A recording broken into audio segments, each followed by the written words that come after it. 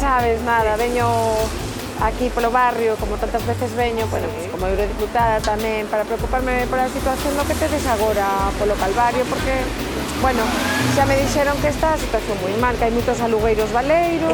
A ver que comerciante pode estar con o seu negocio aberto, pagando un aluguer, e que, a ver, pagar un aluguer e todos os gastos que tes. E ti sabes que hai moitos fondos europeos que poderían usarse para axudarvos? Imagino, pero non sei.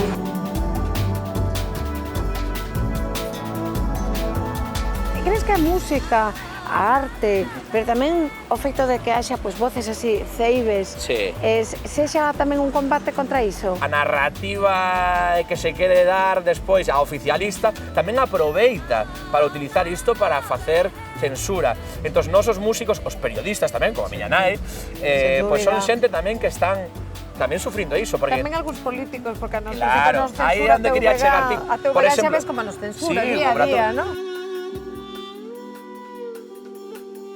Como combater isto? Eu creo que a cultura é unha ferramenta estupenda para combater justamente a propaganda de odio, de xenofobia e de esa especie de supremacismo machista que invade o discurso da ultradereita.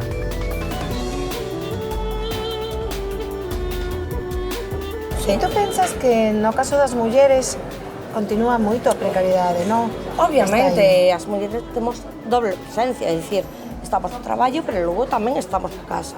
Logo chegamos a casa e temos que mentalmente educar as nosas fillas, os fillos, o que teñamos a cara. Entón, claro, é unha doble ou terceira presencia.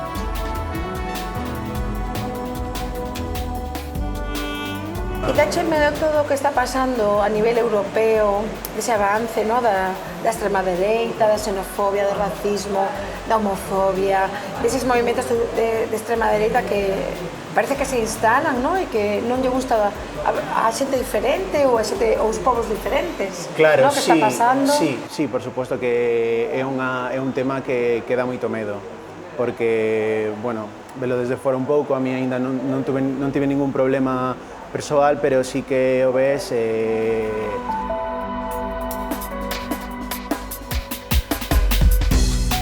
Nós, como cidadáns galegos, temos moi pouco do que de verdade deberíamos ter. Xa falo a nivel económico, a nivel cultural e a moitos outros niveis, a nivel educativo ou a nivel sanitario. E por que non estamos mellor? Eu creo que falta realmente unha voz máis forte, falta xente como a ti que este ali en Europa pedindo que nos